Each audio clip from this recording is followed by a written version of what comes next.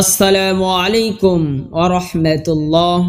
আজকের ভিডিওতে আমরা জানব কোরআন ও হাদিসে বর্ণিত সেই 5 শ্রেণীর মানুষদের সম্পর্কে যাদের আল্লাহ সবচেয়ে বেশি ঘৃণা করেন। চলুন কোন 5 শ্রেণীর মানুষদেরকে আল্লাহ তাআলা সবচেয়ে বেশি ঘৃণা করেন কোরআন ও হাদিস থেকে জেনে আসি। নাম্বার 1, অহংকারী মানুষ, যারা বড়াই করে, মানুষকে তুচ্ছ জ্ঞান মনে করে।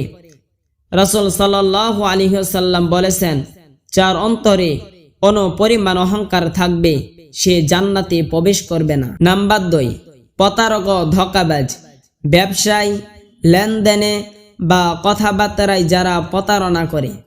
রাসূল সাল্লাল্লাহু আলাইহি ওয়াসাল্লাম বলেছেন, যে ধোঁকা দেয় সে আমাদের দলভুক্ত নয়। নাম্বার 3, অন্যায়কারী ও জালিম, যারা দুর্বলকে কষ্ট দেয়, কারো হক মেরে খায়। আল্লাহ বলেছেন, আল্লাহ জালিমদের পছন্দ করেন না।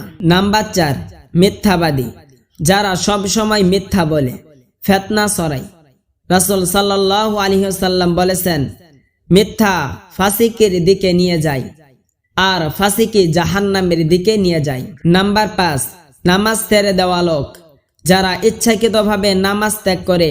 আল্লাহ বলেছেন, অতঃপর তাদের পর এলো এমন এক দল যারা নামাজ নষ্ট করে দিল এবং কামনায় লিপ্ত হলো, শীঘ্রই তারা জাহান্নামে প্রবেশ করবে। বন্ধুরা, আল্লাহ যাদের ভালোবাসেন তারা জান্নাতের অধিকারী, আর যাদের ঘৃণা করেন তারা মারাত্মক ক্ষতির মুখে পড়বে।